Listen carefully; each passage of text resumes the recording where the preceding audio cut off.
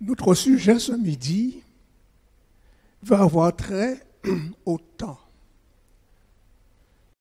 Et comme moi j'aime toujours associer les petits-enfants, j'aimerais voir la main des enfants présents dans la salle. Alors en général, ils ont leur crayon de couleur, ils ont leur cahier, ils font des dessins, ils font des coloriages. C'est pas vrai? C'est pas vrai ça? Alors laisse-moi voir la main. Il y en a une que j'ai repérée très tôt là avec ses crayons de couleur. Est-ce qu'il y en a d'autres? Alors je sais que j'ai un champion dans la salle là, mais je vais lui demander d'être attentif, mais il sait déjà ce que je vais dire. Je voudrais qu'il laisse la place aux autres. Alors au son, il y a des autres enfants. Il y en a un devant qui a son crayon, il ne m'écoute même pas. En vert là.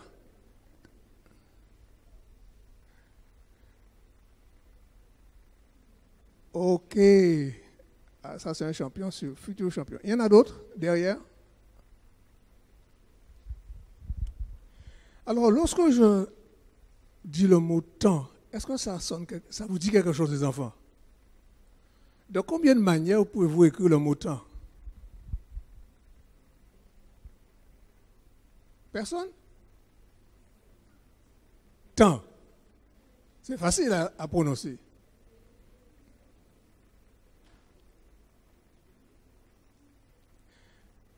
Alors, moi j'avais trouvé 5. Le temps, la chronologie, l'espace-temps. Il y a tant de personnes ici aujourd'hui, mais ne soyez pas pressés de partir, je vous en prie. Je t'en prie, ne parle pas très. Ça fait déjà 3. Je tends la main, 4. Et puis il y a tant, TAN. Qui sait ce que c'est que ce temps-là? C'est un extrait qu'on produit à partir de l'écorce de chêne qui permet de teindre le cuir. On parle du tanneur, n'est-ce pas? En anglais, on dit « I have a tan » quand le soleil nous a bronzé, a donné de la couleur. Donc, le temps. Et puis, un jeune m'a dit « Mais il y a le temps, TAON, qui est un insecte piqueur.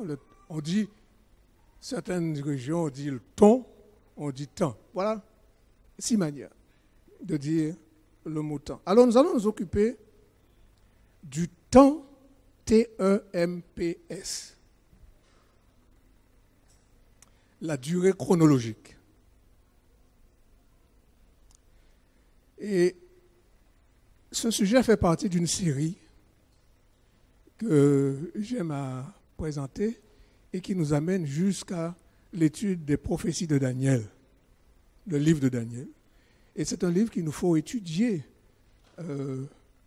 maintenant parce qu'il a trait vraiment aux événements qui se passent aujourd'hui dans notre monde.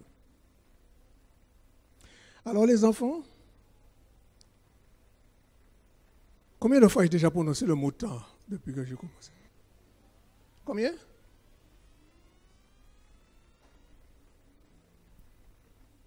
« 8 fois. Tu es sûr de ça? À la fin du culte, je vais voir quel est l'enfant qui soit le plus attentif pour me dire combien de fois je vais prononcer le mot temps. Alors, toutes les fois que j'ai déjà dit, je ne les compte pas. Nous sommes à 0 maintenant. OK? Nous sommes à 0, c'est parti.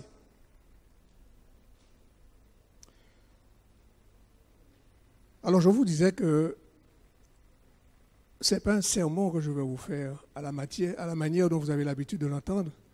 Je vais vous inviter à une étude, vraiment, Bible en main. Alors, je vous ai parlé des prophéties de Daniel, mais nous n'aurons pas le temps d'arriver jusque-là, vous comprenez? Non, le temps nous fera défaut.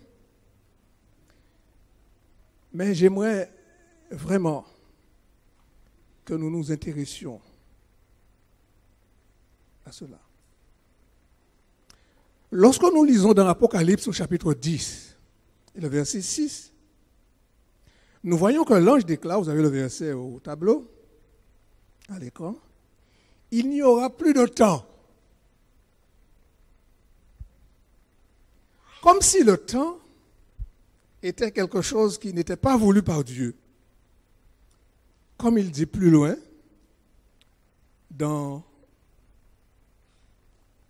comme il dit, et la mort ne sera plus, il n'y aura plus de deuil, ni cri, ni douleur, car les premières choses auront disparu. Alors il nous faut comprendre que dans le contexte de l'éternité, le temps est une conséquence du péché. Comment tu feras pour retenir si tu n'as pas une point de vue? Tu pourras me dire à la fin? Ok, on va voir ça.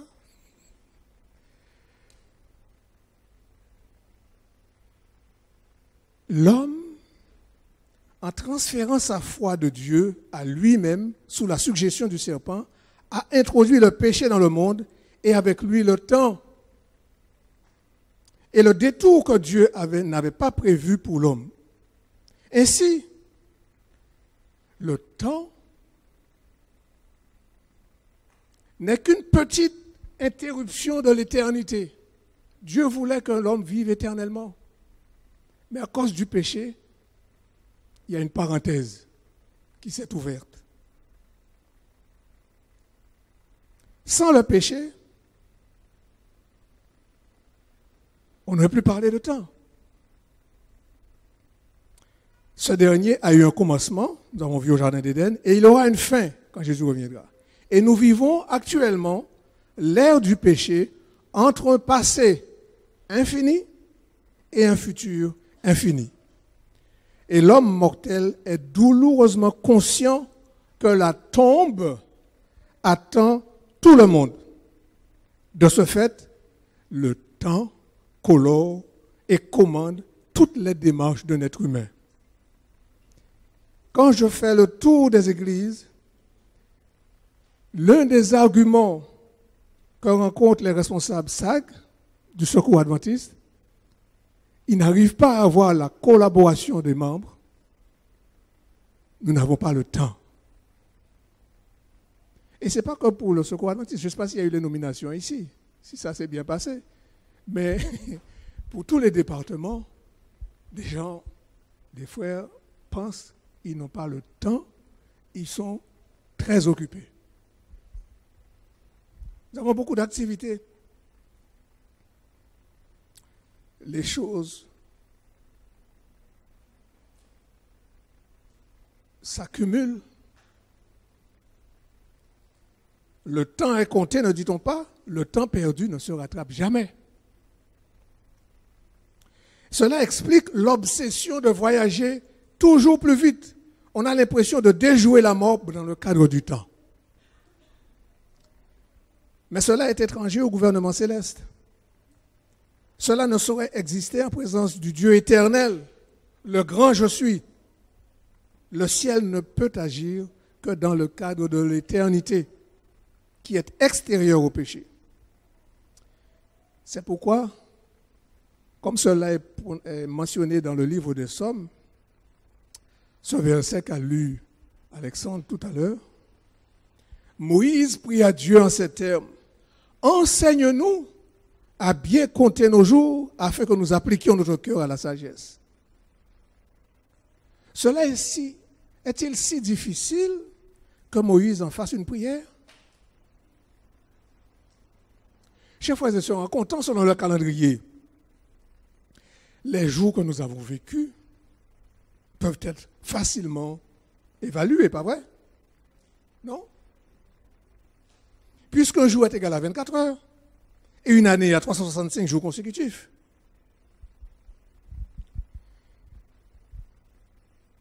Mais si l'on compte les jours selon Dieu, on se rend compte que certains sont pris en compte et d'autres sont rejetés, ignorés par Dieu. Et parce que nos jours sur terre sont limités, c'est 70 ans. Et quand quelqu'un atteint 90 ans, on dit « Ah, c'était un costaud ». Et quand à 100 ans, on dit « C'était un robuste ». Parce que nos jours sur terre sont limités, nous avons besoin d'apprendre à les compter selon Dieu, afin d'avoir chaque jour chaque année son approbation. Voilà en quelques mots le sujet qui va retenir notre attention ce midi. Prions ensemble, inclinons la tête. Seigneur Dieu, alors que nous allons ouvrir ton saint livre, ta sainte parole, nous voulons évoquer l'assistance de ton Saint-Esprit dans cette salle. Nous voulons, Seigneur, que tes anges soient présents à chacune des portes de cet édifice, afin que rien ne puisse troubler ce service. Ô Dieu, que ma bouche soit ta bouche. Je m'efface totalement devant toi. En Jésus, amen.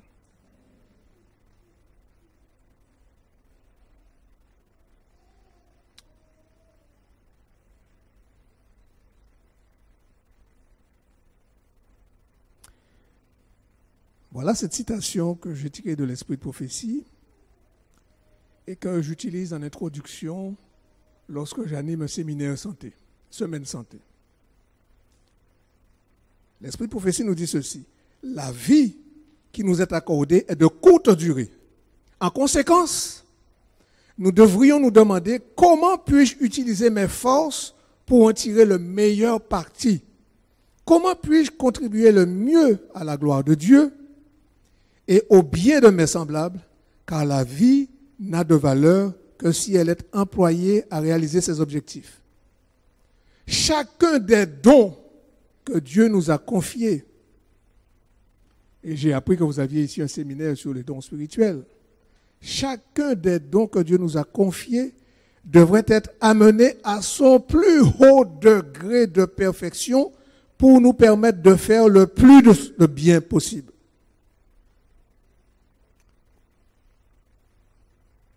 Par conséquent, c'est faire un bon emploi de son temps que de le consacrer au développement et à la préservation de la santé physique et mentale. Nous ne devons jamais amoindrir ou entraver une fonction du corps ou de l'esprit. Si nous le faisons, nous en subirons à coup sûr les conséquences.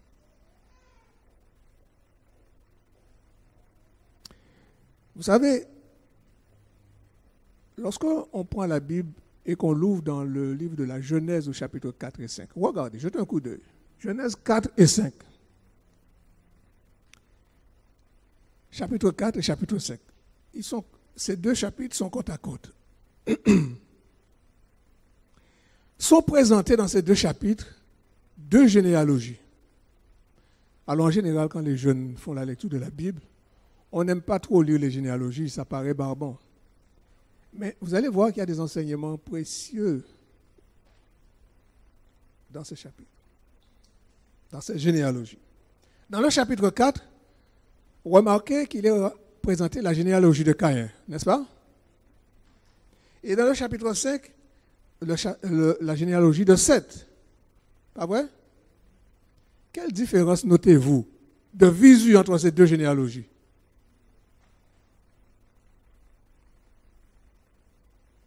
Elles ont été enregistrées de manière toute différente. Vous n'avez rien remarqué? Regardez bien. Dans la généalogie de Caïn, au chapitre 4, remarquez que cette généalogie est très courte. Avez-vous noté ça? Alors que la généalogie de Seth au chapitre 5 est beaucoup plus longue. OK? Dans Caïn, dans la généalogie de Caïn,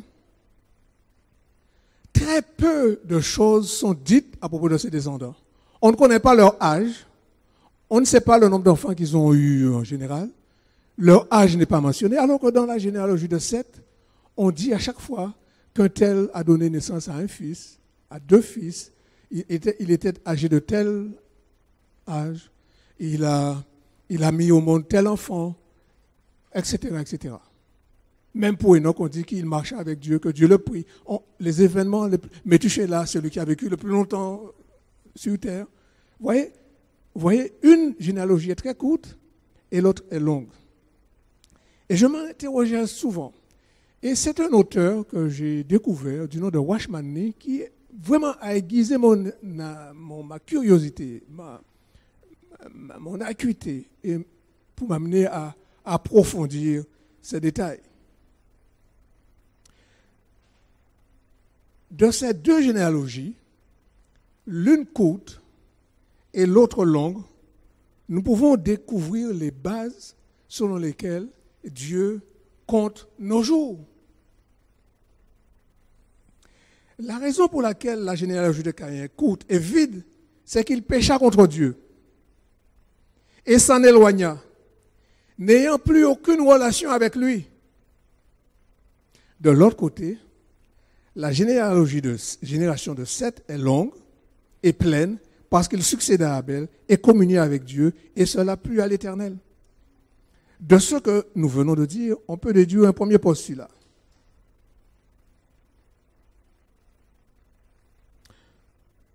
On peut dire que nos jours spirituels, écoutez-moi bien, vous l'avez à l'écran, nos jours spirituels sont considérés d'une manière toute particulière devant Dieu. Quand nous étions loin de Dieu, morts dans nos péchés et nos transgressions, nos jours ne sont pas comptés devant lui. Nos jours, spirituellement parlant, commencent ou ont commencé seulement avec notre repentance et notre retour vers le Seigneur pour entreprendre avec lui une relation. C'est notre hypothèse de départ. Vous comprenez cela? Vous me suivez? Alors je vais vous solliciter parce que j'aime bien être certain que je suis compris et que nous sommes en phase. Souvenez-vous, quand les enfants d'Israël sortirent d'Égypte, Dieu leur commanda en disant, Exode 12, verset 2, « Ce mois-ci sera pour vous le premier des mois. Il sera le premier mois de l'année. » Comme s'il faisait abstraction de tout ce qui s'était passé auparavant en Égypte. Le premier mois est le début de l'année, n'est-ce pas? Et c'est à partir de ce moment que l'on commence à compter les jours. Durant ce mois, les enfants d'Israël avaient sacrifié l'agneau pascal. Ils étaient sortis d'Égypte. Ils avaient été délivrés de la main de Pharaon. Rappelez-vous la traversée de la mer Rouge par l'Éternel. C'est pourquoi Dieu avait désigné ce mois spécial pour être le début de leur année. Plus tard, si vous relisez l'histoire, vous allez voir qu'ils vont avoir un nouveau début devant l'Éternel. Maintenant, laissez-moi vous poser une question. Quel est votre âge spirituel?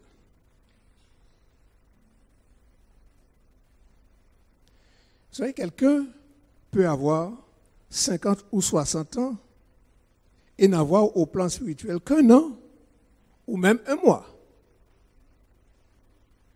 Je redis ça. Vous pouvez être âgé de 50 ou 60 ans ou même 70 ans, il y en a certainement de plus âgés ici dans la salle. Mais spirituellement parlant, devant Dieu, vous pouvez avoir seulement un mois ou un an.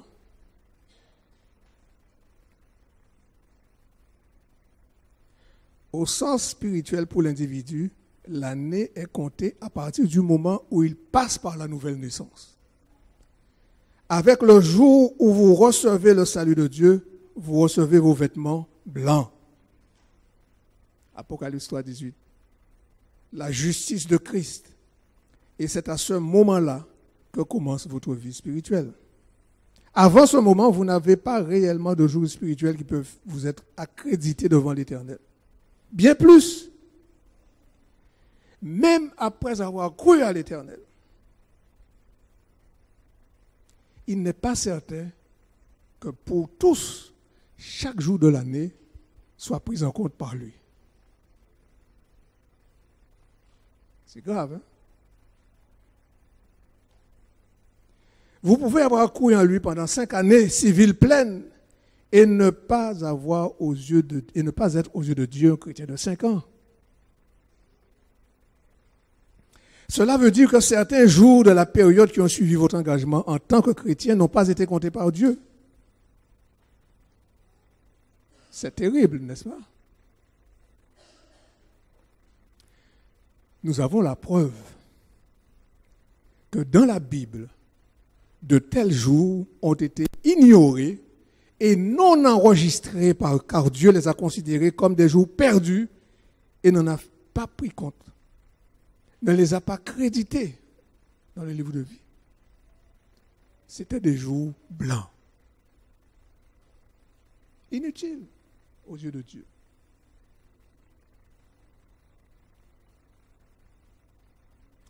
Comment Dieu compte-t-il nos jours? Je vous invite à considérer avec moi le nombre d'années écoulées depuis la période de l'Exode jusqu'au début de la construction du temple par Salomon. Et nous allons voir cela dans le livre des Actes des Apôtres. Actes, au chapitre 15, 13.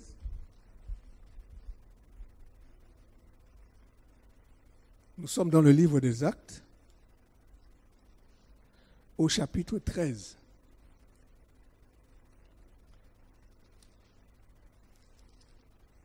Ça m'amène à vraiment considérer que la Bible, c'est la parole de Dieu. Il nous faut la lire attentivement, soigneusement, parce que Dieu a des leçons importantes pour nous. Acte 13, les versets 18 à 22, la première partie. Alors si quelqu'un trouve, je vais vous solliciter à plusieurs reprises, si quelqu'un trouve, je dois pouvoir lire à voix haute. Acte 13.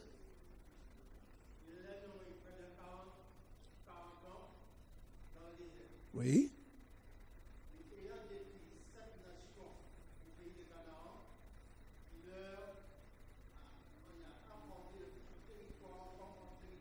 Mm-hmm.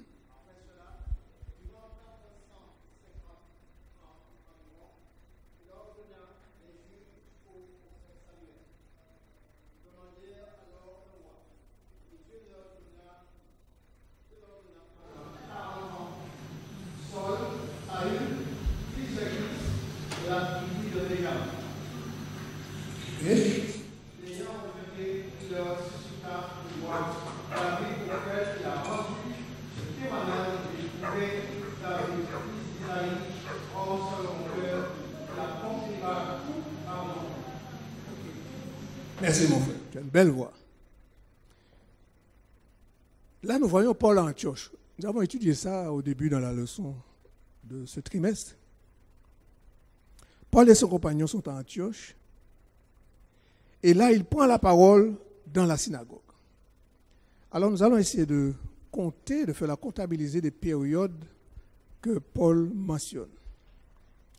Combien de temps dura? Le seul endroit où il n'a pas mis le temps, c'est après, au verset 22, après avoir écarté, il leur suscita pour David. Combien d'années dura le règne de David? Les éclaireurs. Oh, il n'y a pas de... Oui? 40 ans, non? Nous allons regarder ça dans la Bible tout à l'heure. Alors,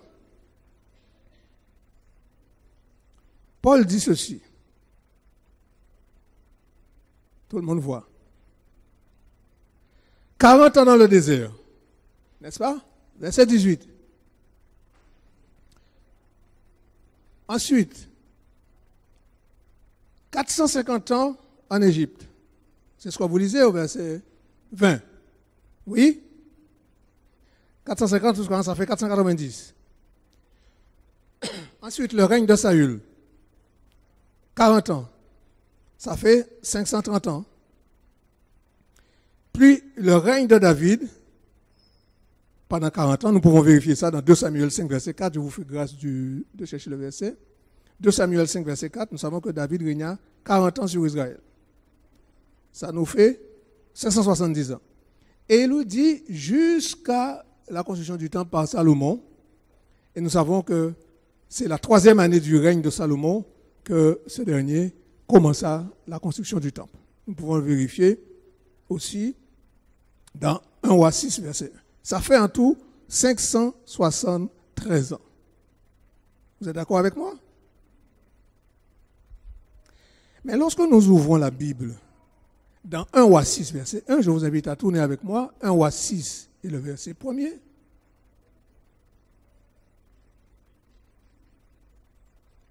vous avez dit que c'est une étude à laquelle je vous invite. 1 Roi, au chapitre 6. Le verset 1er, quelqu'un qui trouve avant moi peut lire. 1 Roi 6, verset 1er.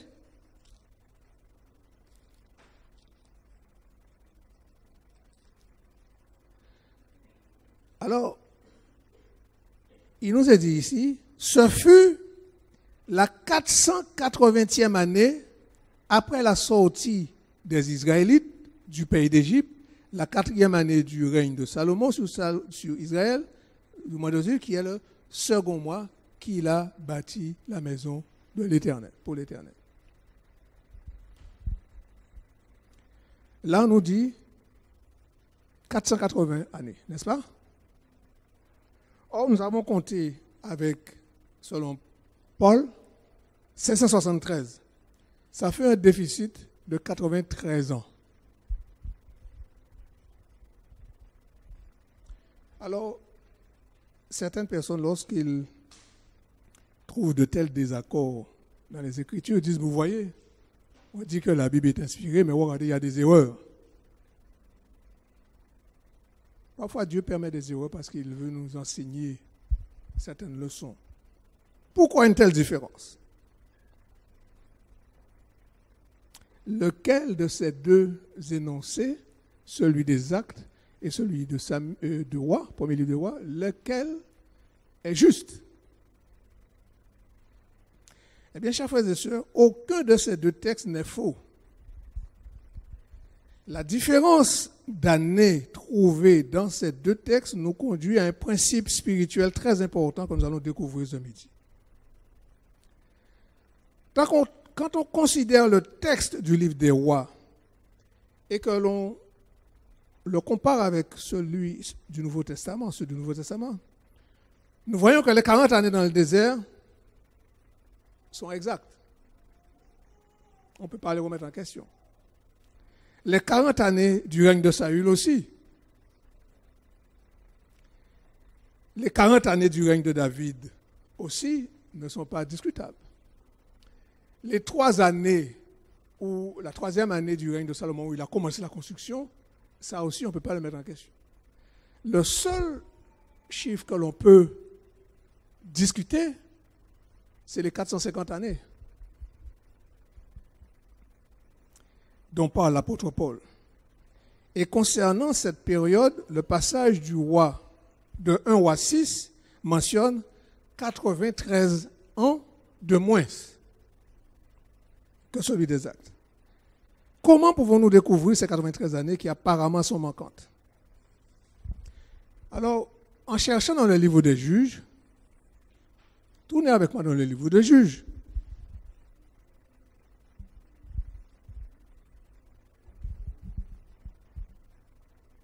Au chapitre 3, le verset 8. Quand trouvez-vous? Alors, je vais vous solliciter. Juge 3, verset 8. Rapidement, nous ne perdons pas trop de temps.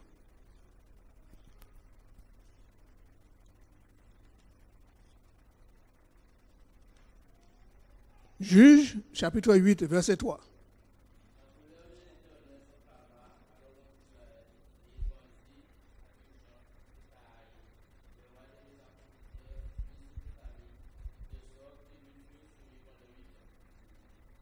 Pendant 8 ans. Juge 3, verset 14. Un petit peu plus bas. 14.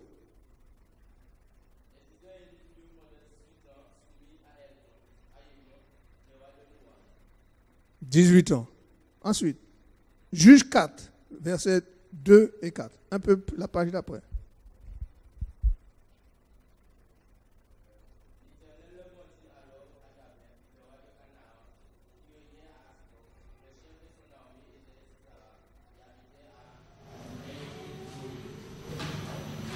Ensuite, 4, verset 4.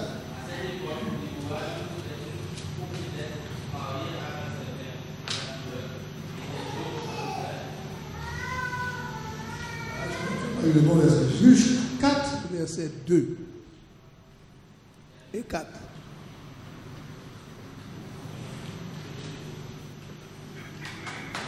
Alors, il y a une date de mon côté alors.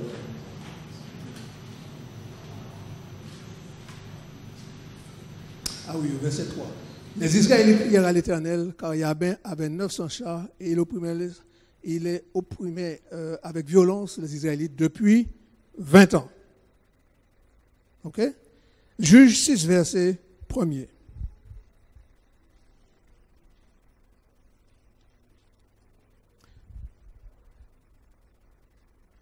Les Israélites firent ce qui est mal aux yeux de l'Éternel, et l'Éternel les livra dans les mains de Madian pendant 7 ans. Ok. Juge 13, verset 1er. «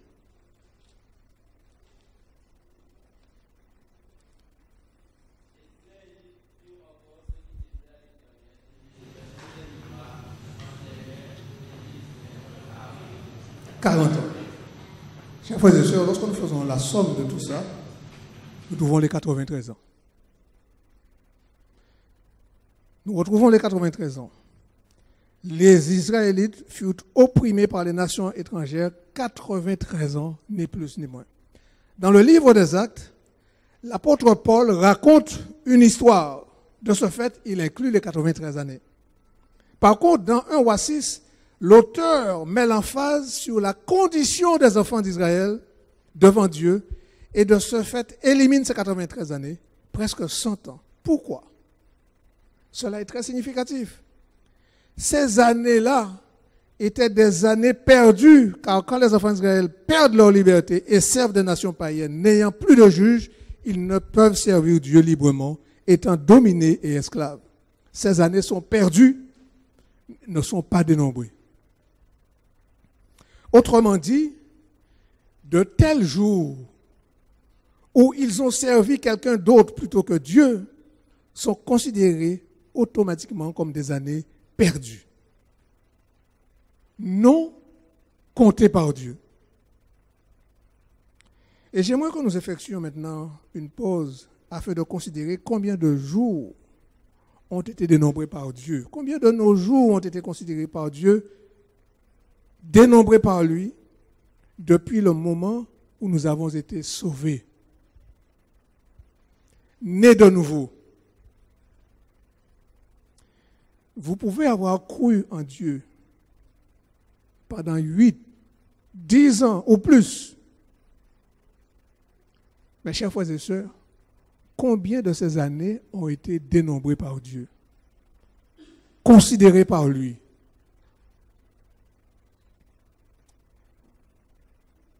Chers frères et sœurs, nous avons déjà perdu trop de temps. Nous avons déjà perdu trop de temps. Nous devons réaliser que tous les jours que nous vivons selon notre propre volonté charnelle à l'égard de Dieu, à l'écart de Dieu, ne seront pas pris en compte par lui, mais nous devons en rendre compte. Puisque chaque jour, chaque matin que nous nous réveillons, Dieu nous fait un don de 24 heures. Chaque matin, Dieu nous fait un don de 24 heures. Comment utilisons-nous ce temps pour sa gloire? Ou bien pour notre propre gloire, pour nos propres affaires? Il nous fait ce don gratuitement, mais je peux vous assurer que nous aurons à en rendre compte lorsqu'il reviendra. Rappelez-vous de la parabole du serviteur. Alors, ne nous tranquillisons pas l'esprit pensant qu'au total, il ne s'agit que de quelques jours perdus par-ci, par-là, un nombre minime par rapport au reste. Mais, merci.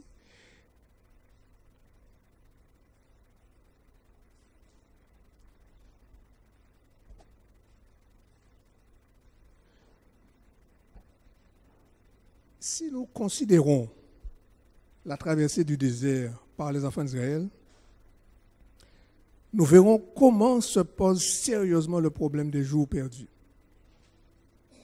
Dans Exode 19 et le verset 1er, 3 mois après avoir quitté l'Égypte, ils arrivaient. Vous vous souvenez de ça? Ils y demeurèrent 10 mois. Et d'après Nombre 10, versets 11 et 12, au 20e jour du 2e mois de la seconde année de l'Exode, ils quittèrent le Sinaï pour le pays promis. Et si vous regardez dans Deutéronome 1er, verset 2, l'auteur signale que de Horeb, par la voie du mont Sinaï à Kadesh Barnéa, qui est la limite du territoire de Canaan, il y avait pour 11 jours de marche. 11 jours de marche. 11 jours de voyage. Et durant ces 2 ans qu'ils ont passés au Sinaï, Dieu leur avait tout donné pour constituer une nation. Il leur avait donné sa loi, les 10 commandements, les lois sanitaires, les lois sociales, leur avait donné la preuve de sa présence, pourvoyant à leur nourriture, la manne, leur donnant de l'eau. La Shekinah était présente, la nuée, attestant que Dieu était avec eux. Ils avaient tout. Mais à cause de leur manque de foi, arrivés à Kadesh Barnéa, ils n'entrèrent pas dans le pays de Canaan. Mais plutôt, ils iraient dans le désert pendant 40 ans. De 11 jours, ils sont passés à 40 ans. Alors ne croyez pas qu'un jour par-ci par-là n'a pas de conséquences. Combien de jours avons-nous déjà perdus au cours de notre voyage spirituel, chers frères et sœurs? L'apôtre Paul dit bien que nous sommes pèlerins, voyageurs. Nous ne sommes pas appelés à nous établir, à nous enraciner sur cette terre. Nous sommes de passage. D'ailleurs, personne n'amène quoi que ce soit dans son tombeau. Alors qu'un problème aurait pu être résolu en 3 jours, ou 5, vous voyez, je fais le lapsus. Alors qu'un problème aurait pu être réglé en 3 jours, ou disons 5 jours maximum, dans le cas de certaines personnes, ce problème demeure insoluble. 3 ans ou 5 ans. Je connais le cas dans une église où c'est passé de génération en génération. Le même problème n'a pas été résolu. Et finalement, 2 des principaux acteurs sont morts, sont décédés. Et je me demande s'ils ont eu le temps de se réconcilier. Ils étaient tous les 2 mes amis. De telles situations ne sont pas différentes de celles des enfants d'Israël qui tournèrent en rond dans le désert pendant de nombreuses années. Et tous ceux, cette génération-là, aucune de ces personnes n'a vu le pays promis. Une telle perte est grande et nous ne devons jamais la considérer comme insignifiante. Nous avons d'autres exemples dans la Bible. Et je vous invite en rentrant à la maison de considérer les Saintes Écritures. Vous allez voir qu'il y a des passages. Prenons le cas d'Abraham. Dans la vie d'Abraham, qui est cité parmi les héros de la foi, pas vrai? Nous pouvons clairement voir combien de ces jours ont été comptés par Dieu et combien ne l'ont pas été. Selon le livre des Actes, au chapitre 7, versets 2 et 3, alors qu'Abraham, je dirais Abraham, il n'était pas encore Abraham, était à Ur, en Mésopotamie, Dieu lui apparut en lui disant, quitte ton pays, ta patrie, ta famille, pour te rendre dans le pays que je t'indiquerai. Et comment répondit Abraham? S'il n'avait pas écouté, il se serait senti vraiment coupable, car il connaissait la volonté de Dieu. Mais il avait la difficulté à le suivre totalement. Alors il obéit à demi. Dieu lui avait dit de laisser sa famille derrière. Mais il en amena certains avec lui. Il amena l'eau. Il amena son père Terah. Plus encore, la volonté de Dieu était qu'Abraham se rende directement à Canaan, là où Dieu voulait le conduire. Mais plutôt, il s'installa à Charan. Vous vous rappelez? Il s'est installé à Charan. Genèse 11, verset 31 vous l'atteste. Une telle attitude reflète parfaitement le tableau de la condition du chrétien entre deux idées. En créole, on dit entre deux idées. Entre deux chaises. Chrétien à demi, à moitié. Abraham était comme cela au début. Après la mort de Térak, à Charan, Dieu appela à nouveau Abraham. Et cette fois de Charan, Genèse 12, verset 1er. Vous voyez, l'amour et la volonté de Dieu à notre égard ne changent pas. Il veut nous amener là, mais nous voulons faire son par là. Il va avec nous, mais c'est là qu'il veut nous amener. Et cette fois, Abraham obéit à ce deuxième appel de Dieu. Et Genèse 12, verset 4, nous dit qu'il était âgé de 70 ans. Nulle part dans les Écritures on dit à quel âge Abraham a quitté Ur. Nous savons qu'il est parti de Ur à l'appel de Dieu. Mais on ne dit pas son âge. On ne sait pas ce qu'il a fait de Ur à Chaldée. On ne sait pas ce qui s'est passé. Mais à partir du moment où il avait décidé d'obéir à Dieu vraiment et d'aller à Canaan, Dieu dit qu'il avait 70 ans. Dieu compte cette année-là, ce temps-là. Ce n'est qu'au moment où il sortit de Charan, là où Dieu ne l'avait pas envoyé, que son âge est indiqué. Ceci, je crois, nous indique le commencement d'une nouvelle considération de ces jours. Les jours d'Abraham à Charan ont constitué un obstacle à la réalisation de la volonté de Dieu et ont été considérés comme des jours perdus, donc sans intérêt pour être enregistrés. Quand nous considérons notre vie passée, nous avons besoin d'apprendre de la vie d'Abraham et reconnaître que tous les jours que nous avons passés en des lieux comme Charan sont ignorés de Dieu. Souvent, nous marchons selon notre propre volonté en cherchant la facilité et le confort. Nous nous arrêtons et restons à mi-chemin. Chers frères et sœurs, ces jours-là ne sont pas comptés par Dieu. Ce sont des jours perdus. Pour être bénis de Dieu, nous devons, comme Abraham, quitter Charan. Il avait 70 ans quand il prit cette décision. La Bible signale cette année car Dieu l'estima importante pour la prendre en considération. Et cela révèle comment Dieu désire l'obéissance totale de l'homme. Et quand vous lisez l'histoire d'Abraham, vous allez voir que ce n'est pas le seul moment qu'il a perdu du temps. Hein. Il souffrit une grande perte quand il fut question pour lui d'obtenir une descendance. Nous n'avons pas le temps de considérer cet aspect de sa vie.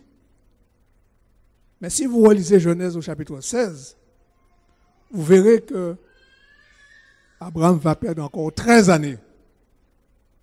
13 années depuis la naissance d'Ismaël. Dieu n'avait pas voulu qu'il ait Ismaël comme fils. Dieu lui avait dit, je te donnerai une descendance de ta femme. Mais il voyait l'âge avancé, 100 ans, sa femme se dit, bon, il faut donner à Dieu un coup de main. Sa femme lui dit, mais va vers Agar pour avoir une descendance. Dieu revient vers lui quand cet enfant était âgé de 13 ans, 13 années. Vous savez, durant cette période, depuis la naissance d'Ismaël, regardez bien, la Bible ne décrit aucun événement de la vie d'Abraham. On ne sait pas ce qu'il a fait. Ce n'est qu'à partir de 13 ans que Dieu l'appelle de nouveau. Et à ce moment-là, il se résolut à se soumettre. Et Dieu lui dit, mais c'est de ta femme que tu auras une descendance. De Sarah, pas Ismaël. Lui, il aura une descendance aussi, puisqu'il est là. Mais ce n'est pas cette descendance dont je parle. De ta femme. À partir de ce moment-là, on nous dit son âge. 100 ans. Sarah, 99 ans. Avant, on ne sait rien de son âge. De cette période de la vie, la Bible ne souffle pas un mot. On ne sait pas si Dieu lui a parlé, s'il a conçu des autels. Rien. C'était des jours blancs, perdus. Chers frères et sœurs, Durant les jours, les années que nous venons de vivre, avons-nous eu de nouvelles expériences? Avons-nous reçu de nouvelles lumières de la part de Dieu? Avons-nous contribué à la délivrance de quelqu'un? Avons-nous une plus grande connaissance de Dieu? Avons-nous reçu de nouvelles assurances concernant les promesses divines? Expérimentons-nous une nouvelle consécration avec lui? Chers frères et sœurs, si ce n'est pas le cas, ces jours, ces années ont été du temps perdu.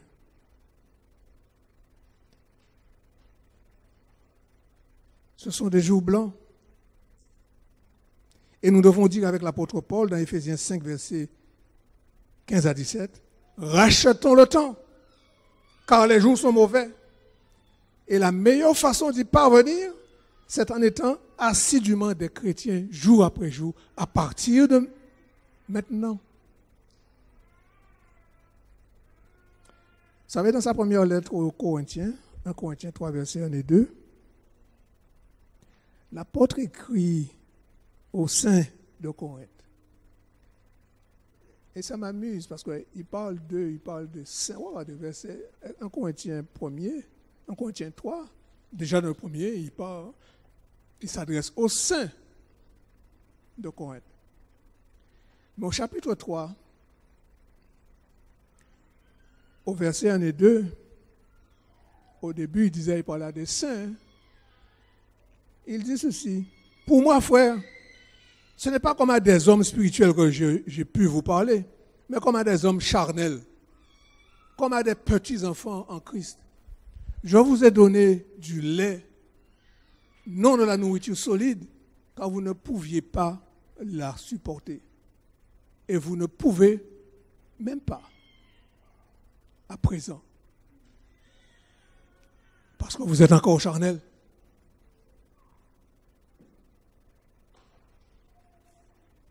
D'après ce que nous disent les Écritures, seulement quelques années se sont écoulées entre sa première prédication à Corinthe et le moment où il écrit à cette première lettre aux croyants de la ville. Et malgré cela, Paul trouve qu'ils n'ont pas grandi correctement. Même s'ils sont des chrétiens depuis peu, il ne les ménage pas d'être restés des enfants.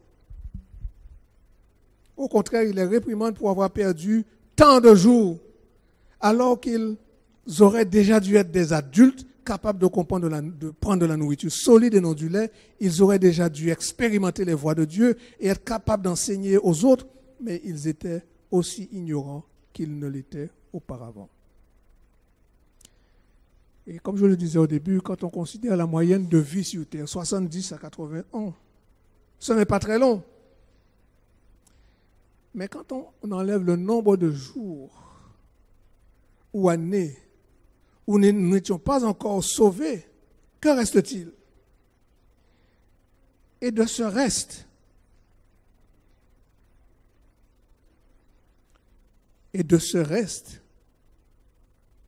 si nous enlevons les jours et les années perdues, même après avoir été sauvés, comme nous l'avons eu dans le cas d'Abraham, nous voyons que le taux de perte est immense.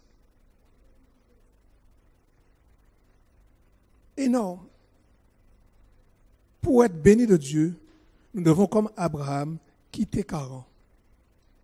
Il avait 70 ans quand il prit cette décision. La Bible signale cette année car Dieu l'estima importante pour la prendre en considération. Et cela révèle comment Dieu désire l'obéissance totale. De ce fait, nous pouvons tirer une conclusion. Durant les jours, les années que nous venons de vivre,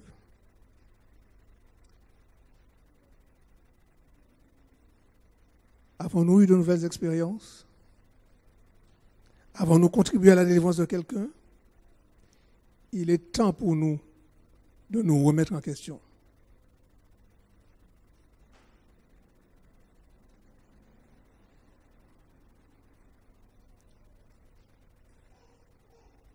Voilà ce que nous dit l'esprit de prophétie. Notre temps appartient à Dieu. Chaque instant lui appartient et nous avons l'obligation la plus solennelle d'en tirer le maximum pour sa gloire. De tous les talents qu'il a donnés, le temps est celui pour lequel il exigera un compte rendu le plus strict. La valeur du temps est au-delà de tout calcul. Christ considérait chaque moment comme précieux. Et c'est ainsi que nous devrions aussi considérer le temps. La vie est trop courte pour la prendre à la légère. Nous n'avons pas de temps à perdre, pas de temps à consacrer à des plaisirs égoïstes, pas de temps pour de l'indulgence vis-à-vis du péché.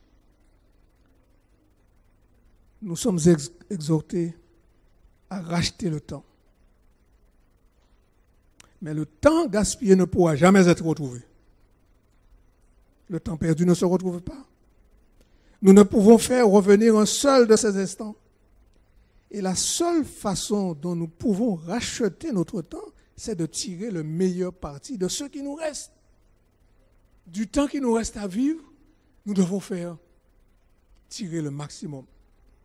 La vie est trop solennelle pour être absorbée par des affaires temporelles et terrestres, dans un tapis de soins de l'anxiété pour des choses qui ne représentent qu'un atome en comparaison avec les choses d'intérêt éternel. Notre succès dans l'acquisition de connaissances et la culture de l'esprit dépend de la recherche d'un usage correct de notre temps. Quelques instants ici et là qui pourraient être gaspillés dans des conversations inutiles, des heures matinales perdues en restant au lit, le temps passé en voyage dans les tramways, en train ou en voiture, les délais d'attente à la gare, le temps passé à attendre une retardataire à un rendez-vous. Si un agenda du temps perdu était tenu et que ces fractions de temps étaient utilisées à l'étude, la lecture ou à la réflexion créatrice profonde, qu'est-ce qui n'aurait pas pu être réalisé? Que personne ne dise « Je suis encore jeune, j'ai tout mon temps pour apprendre, je veux d'abord m'amuser. » Et je veux mettre un point, ne croyez pas que je suis en train de vous faire la morale, chers frères et sœurs. Pour moi, c'est un combat, c'est une lutte pour ne pas perdre du temps. Constant. C'est une violence que je dois me faire pour ne pas perdre du temps. La télévision, c'est un voleur de temps. Je le répète toujours et je le dis à moi-même. La télévision, c'est un voleur de temps.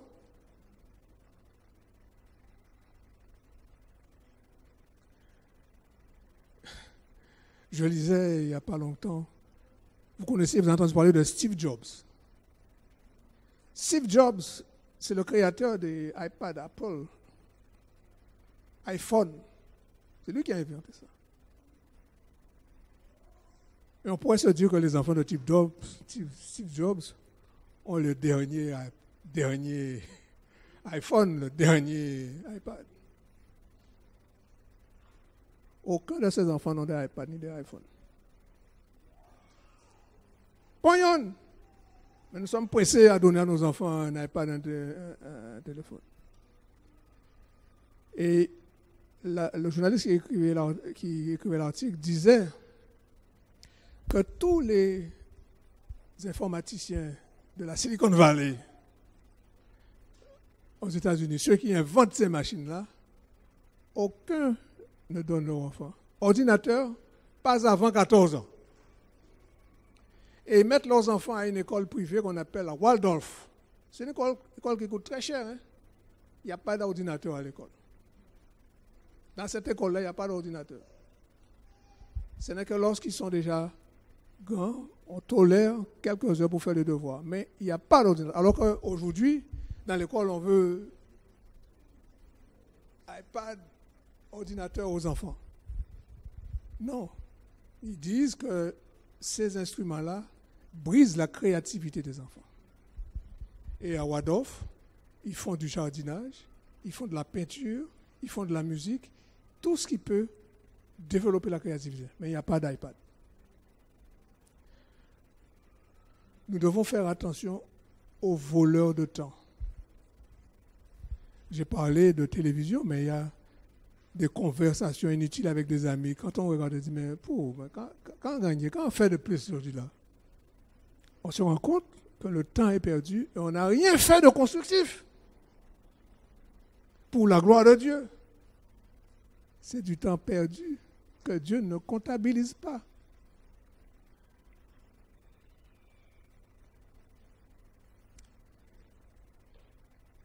Regardez ce qui est dit ici.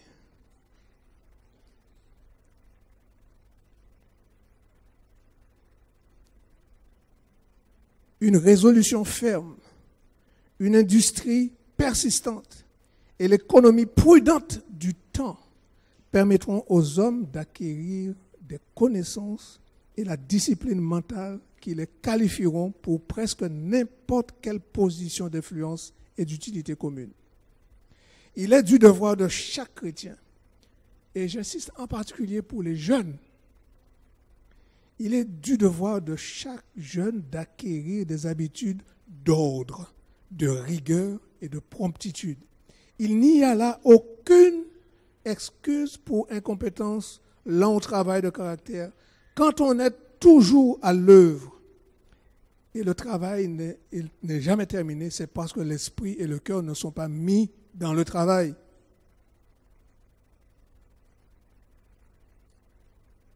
Celui qui est lent et qui travaille dans une position désavantageuse devrait se rendre compte que ce sont des défauts à corriger. Donc, ces jeunes, ne blâmez pas vos parents. Il a besoin d'exercer son esprit, ce jeune, dans la planification de la façon d'utiliser le temps de manière à obtenir les meilleurs résultats.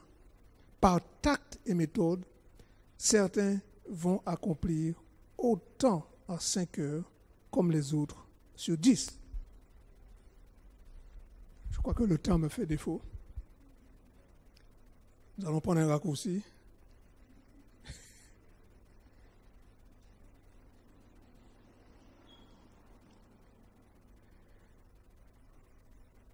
Je voulais vous raconter une histoire.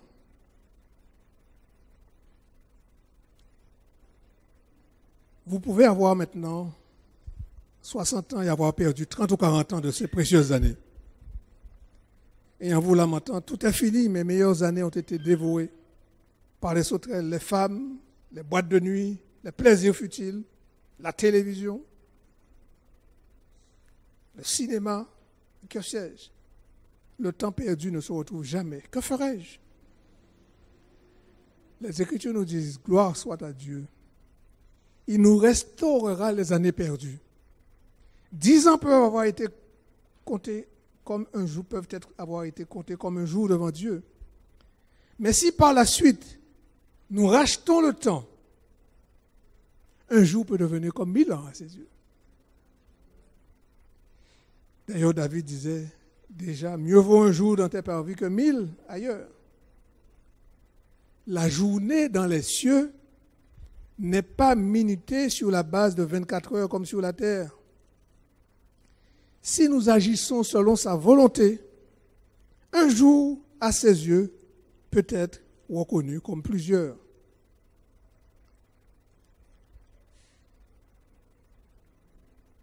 On raconte l'histoire d'un jeune homme qui avait mené une vie de péché et qui, malade, se mourait de la tuberculose.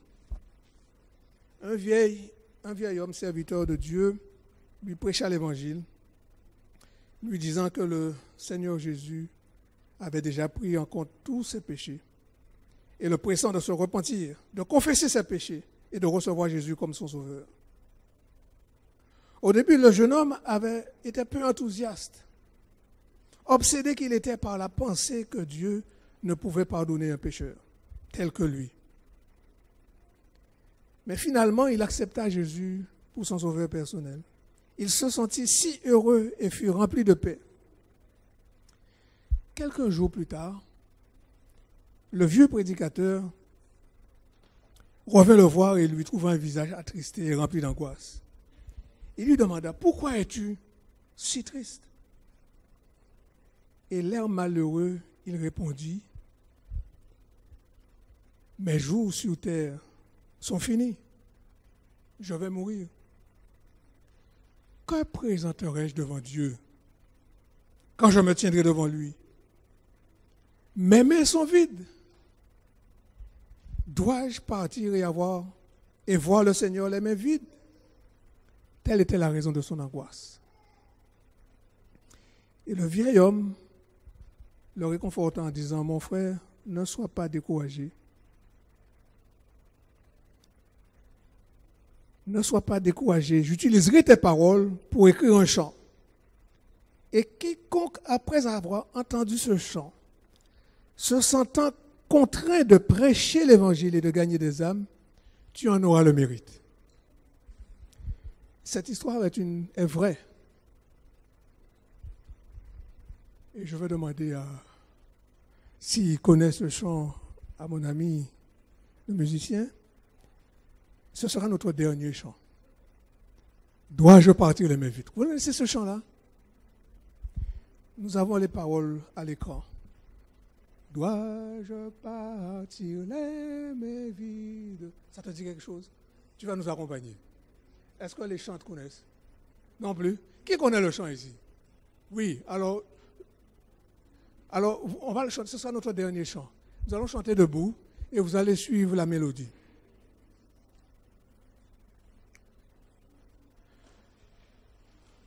Dois-je partir les mains vides pour le séjour éternel et quitter ces lieux arides sans une âme pour le ciel? Oui, continue la vie, je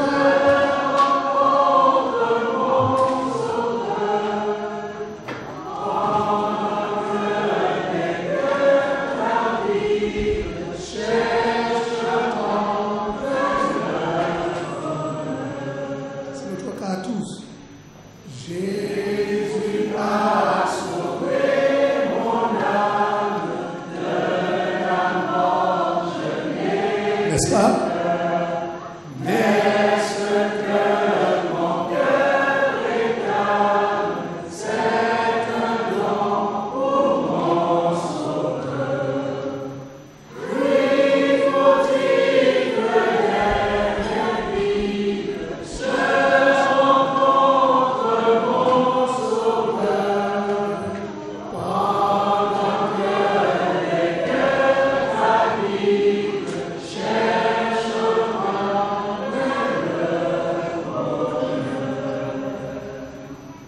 si je pouvais de la vie recommencer le chemin, je n'aurais plus qu'une envie, ce n'est pas tout de mon âge. Oui, faut-il que les amis, je